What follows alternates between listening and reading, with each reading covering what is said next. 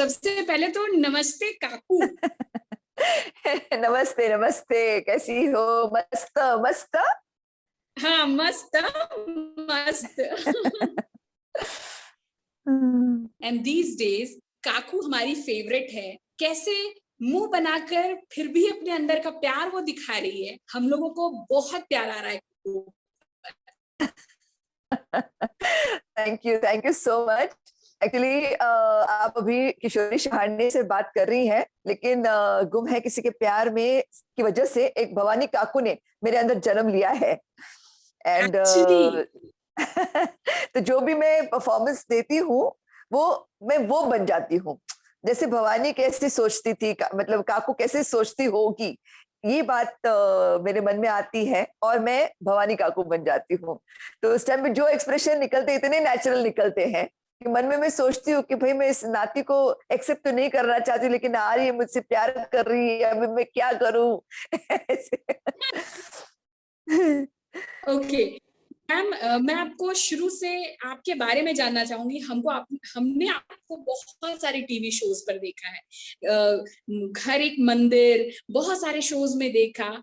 आपको इंस्टा पर फॉलो करती हूँ, आपके फार्म हाउस को देखा हुआ है, आपके घर की स्टोरीज देखी हुई है। आप मिस मीठी रह चुकी हैं, आप डांस बहुत अच्छा करती हैं। तो मुझे शुरू से सब जानना है। डेफिनेटली। एक्चुअली देखा जाए तो बचपन से मुझे डांस का शौक पहले था और उसी की वजह से मैं इस फील्ड में आई, ऐसे मैं कहूंगी, क्योंकि जो मेरा फर्स्ट परफॉर्मेंस था वो थिएटर में ही था। जैसे फोक डांसेस का एक बैले था और उसमें मैंने शुरुआत की। एंड मराठी था वो, और दुर्गा सारी गौरी नाम था उसका। उसके बाद फिर मेरी एक जर्नी शुरू हो गई। हालांकि मैं उस टाइम एकदम स्कूल में थी, 8th 9th स्टैंडर्ड में ही थी। और उस वक्त ये था कि मेरे डैडी मम्मी मुझे बहुत सपोर्ट करते थे। मैं बोलती थी कि भाई पढ़ाई में बराबर करती रहूंगी, लेकिन मुझे इस फील्ड में मुझे बहुत मजा आ रहा है। तो मेरा डे बहुत लॉन्ग होता था। जैसे सुबह जैसे 5 6 बजे मैं उठ जाती थी। 8th 9th स्टैंडर्ड में ही मैं इतना जल्दी उठना शुरू कर दी थी। और फिर मेरा डे जैसे क्लासेस है, स्कूल है, उसके बाद रिहर्सल्स है, थिएटर है, करते करते रात को घर पे 11 बजे पहुंचती थी। तो लेकिन ये सारा शेड्यूल मेरा उस टाइम से बना हुआ था। और इस तरह से मैं थिएटर से फिर प्रोफेशनल एक्टिंग प्रोफेशन में आ गई कि मुझे थिएटर मराठी करने को मिला काफी। उसके बाद मराठी फिल्में मिलती गई। जैसे ग्राफ अच्छा सा बनता गया, हार्डवर्क मेरे हाथ में था और सिंसियरिटी मेरे हाथ में थी, वो मैं करती गई। एंड एक के बाद एक करते करते 30 40 फिल्में मराठी की हो गई। और फिर हिंदी में मुझे बॉम्ब ब्लास्ट नाम की फिल्म में मुझे दीपक बलराज जी ने ब्रेक दिया। तो बाद में मेरी उनकी शादी हो गई। तो ऐसा मेरे वो हुआ। और उसके बाद 2 4 साल मैंने कुछ काम ही नहीं किया कि मेरा बेटा हुआ। And after that again serials में मैंने रिज्यूम किया, क्योंकि मुझे बॉम्बे में ही रहना था, मुंबई में ही रहना था बेटे की परवरिश के लिए, छोटा था इसलिए। और फिर मैं मुंबई में रह के सीरियल्स कर पाती थी, फिल्में नहीं कर पाती थी, क्योंकि फिल्मों के लिए आउटडोर ज्यादा जाना पड़ता है, मुंबई छोड़ के जाना पड़ता था। तो सीरियल्स करते करते, फिल्में करते करते, ये आज आपके सामने एक 130 फिल्म्स मराठी की कर चुकी हूँ, अराउंड 50 फिल्में हिंदी की कर चुकी हूँ, इंक्लूडिंग लेटेस्ट बोले तो मोहनजोदारो है, सिमरन है, पुलिसगिरी है। और मराठी भी काफी लेटेस्ट हिट्स रही है मेरी, नारबा चिवाडी, क्लासमेट्स, खैरलांजीच्या माथ्यावर। और ऐसी फिल्में करते करते फिर अब ये सीरियल्स है। पहले भी मेरी हिट सीरियल्स रही है, घर एक मंदिर जैसे आपने कहा, फिर उसके बाद में कोई अपना सा, सिंदूर, 16 सिंगार, एंड मेरे अपने वगैरह, ऐसे काफी करते करते अभी गुम है किसी के प्यार में पे आ पहुंची हूँ। एंड अभी भी काफी कुछ काम, वेब सीरीज भी काफी कर लिए। चार्ट शीट करके एक वेब सीरीज थी मेरी Z5 पे। फिर ऐसे करते करते एड्स काफी कर लेती हूँ। जो भी है, अच्छा काम करना है, सिंसियरली करना है, हार्ड वर्क से करना है। और आज आपकी भवानी काकू आपके सामने है, गुम है किसी के प्यार में। फिलहाल आपका शुरू और आपका कैरेक्टर नंबर 1 है। मतलब भवानी काकू को अभी कौन नहीं जाता, और गुम है किसी के प्यार में, ये तो नंबर 1 है ही। मस्त, हाँ मस्त। मस्त, हाँ, मस्त। So thank you. इतनी ये शो अभी ज्यादा समय भी नहीं हुआ है एंड आप लोग नंबर 1 पर। आप लोगों के बैक स्टेज के वीडियोस देखकर हमें बहुत मजा आता है। तो इस बार क्या है ना कि आप लोगों ने जनता को बांध लिया है। हाँ, शो के एक्सपीरियंस के लिए कुछ बताइए। डेफिनेटली। कुछ एक होता है ना, मैं कहती हूँ कि यूनिवर्सल ब्लेसिंग है कि सारे लोग भी बहुत अच्छे मिल गए। प्रोडक्शन टीम बहुत अच्छी है, हमारे प्रोड्यूसर्स बहुत अच्छे हैं, मतलब टच में रहते हैं हमारे। डायरेक्शन टीम बहुत बढ़िया है। फिर हमारे एक्टर्स एक से बढ़कर एक बहुत ही प्यारे हैं। इतनी अच्छी रिलेशन है सबके साथ कि अगर एक आध दिन नहीं मिले, जैसे आज मेरी शूटिंग नहीं है और मैं होटल के अंदर ही हूँ और नीचे दूसरे एक्टर्स की शूटिंग हो रही है, तो मैं मिस कर रही हूँ कि अरे यार उनको आज मिली नहीं मैं। तो फिर हम ब्रेकफास्ट पे तो मिलते ही हैं, लंच पे मिलते हैं, डिनर पे मिलते हैं, ये तो हम करके ही छोड़ते हैं कि मिलना है भाई एक बार तो दिन में सबको। तो ये एक चाह है सबकी एक दूसरे के लिए। एंड बेस्ट पार्ट इज एक दूसरे का गाइडेंस मांगते भी है, ले या ना ले उसमें कोई मानता है, अच्छा मानता है, बुरा मानता है, ये भी बात नहीं है। सुनते हैं, प्यार से रहते हैं। और जैसे अभी सीनियर होने की वजह से कुछ गाइडेंस मांगते हैं कोई, तो मैं देने को तैयार होती हूँ, वो भी बहुत प्यारा लगता है। यंग जनरेशन से मैं भी काफी सीख लेती हूँ। ये जो आप मस्तियां देख रहे हो इंस्टा पे, रील्स पे, ये वो सब जैसे इन लोग की देन है। नहीं तो मैं ज्यादा सोशल मीडिया पे होती नहीं थी। ये गुम है किसी के प्यार में से ज्यादा मेरा बढ़ गया है। हाँ, इसके पहले बिग बॉस मराठी सीजन 2 में थी मैं, जिसमें मैं shining star of the season का अवार्ड जीती।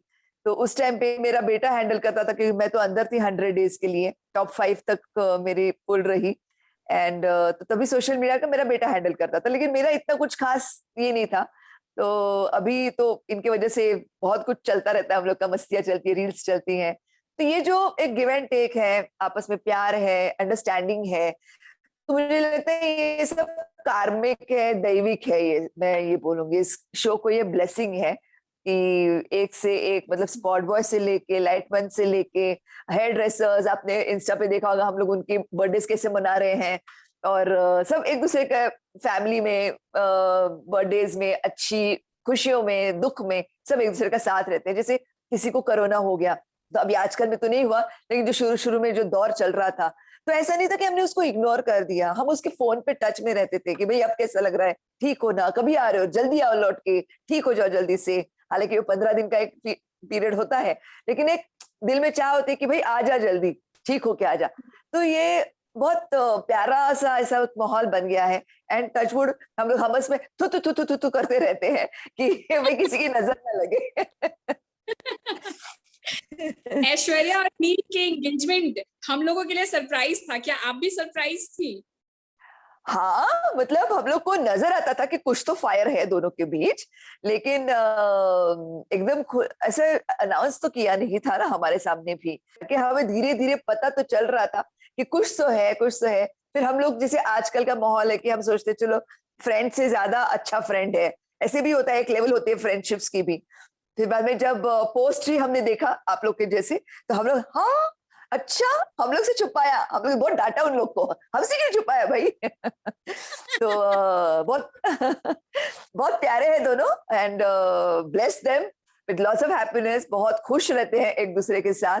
एंड हम लोग भी उनको देख के बहुत खुश होते रहते हैं, ऐसा माहौल रहता है। ओके। तो अगर मैं किशोरी जी आपसे कहूं कि आप डांसर भी रह चुकी हो, आप अभी एक्टिंग के फील्ड में लगातार काम कर रहे हो, तो डांसिंग से ज्यादा प्यार है या एक्टिंग से? और मेरा मेरा ख्याल है मेरा डांस ज्यादा अप्रिशिएट होता है क्योंकि मैं अच्छी एक्टर भी हूँ, मैं इमोट भी करती हूँ। मतलब एक मैकेनिकल डांसर जैसे नहीं है कि मैंने सीखा है और मैं कर रही हूँ, ये मेरे अंदर होता गया। जैसे मुझे डांस का शौक था और मेरे एक्सपीरियंस से ही मैं अच्छी डांसर करके मशहूर होती गई, क्योंकि मैंने थिएटर, जैसे कहा कि फोक डांसेस से थिएटर शुरू किया, और उसके बाद फिल्मों में मेरे ऊपर जो भी गाने कोरियोग्राफ होते थे, पिक्चराइज होते थे, तो वो बहुत अप्रिशिएट होने लगे क्योंकि मैं एक्टिंग करके डांस कर रही हूँ।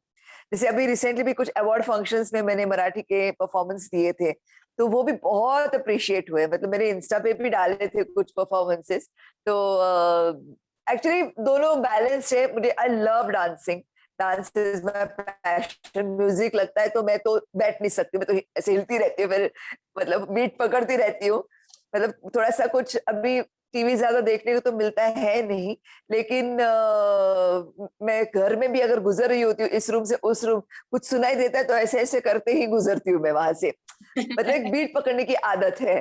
करेक्ट। ओके, तो जैसा आपने डांस और एक्टिंग में बता दिया, अभी आपको ऐश्वर्या और आयशा में बताना है, ज्यादा बेटर एक्टर कौन है? आपको धर्म संकट में डालते हैं। नहीं, ज्यादा बेटर का ये मैं बोलूंगी कि आयशा न्यू है, एंड शुरुआत में तो वो काफी इनएक्सपीरियंस थी, जैसे जब उसने शुरुआत की, और वो ना उस रोल के लिए अच्छा भी लगता है। बहुत ज्यादा एक्सपर्ट एक्ट्रेस होती है ना, तो उस रोल के लिए एक इनोसेंस चाहिए था, एक रॉनेस चाहिए था, तो वो उसमें है, एंड वो अपील कर गया।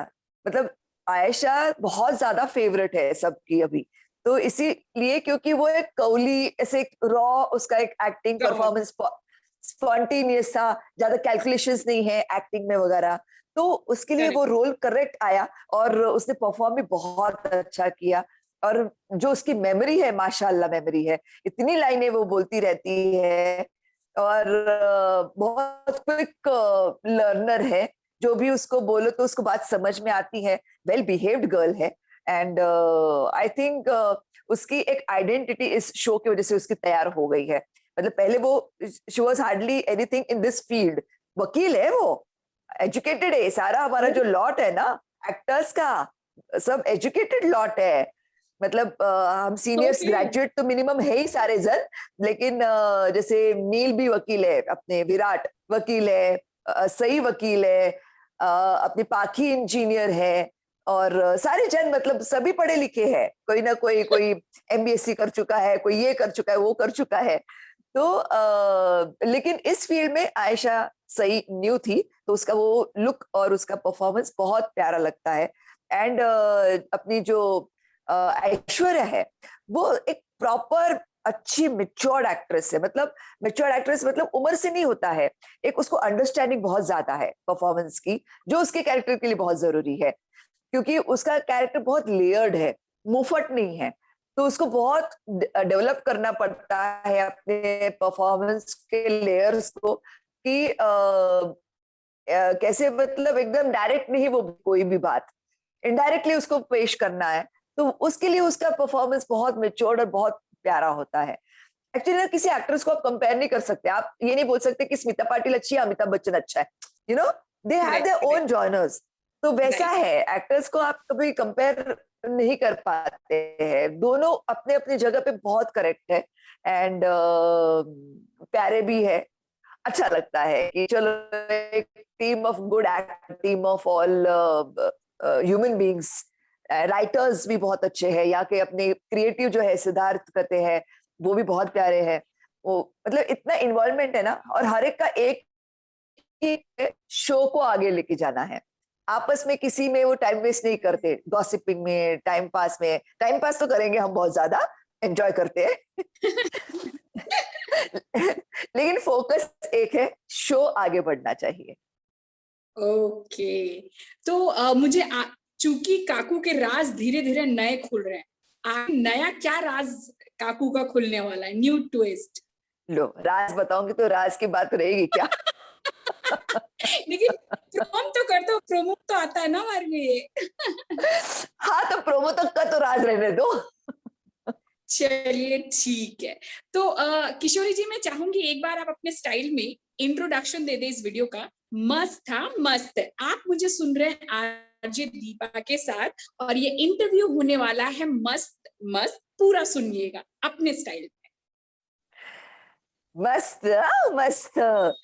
ये इंटरव्यू मेरा, मैं किशोरी शाहनेविच उर्फ भवानी काकू हूँ, और आप इसे सुनने वाले हैं आरजे दीपा के साथ, पूरा इंटरव्यू मस्त, मस्त wow thank you Kishori ji, and काकू के लिए दिल से प्यार आता है, इसलिए प्रणाम काकू। फिर से हम जुड़ेंगे नए सेशन में बहुत जल्द। बिल्कुल। सुभान अल्लाह, माशाअल्लाह, बढ़िया बढ़िया, बहुत अच्छा लगा आपसे बातें करके। और आपके जो श्रोते हैं उनको भी बोलिएगा हमारा नमस्कार दीजिए, और सुनते रहिए आरजे दीपा को। Oh, thank you, Kaku. Thank you. Thank you, thank you.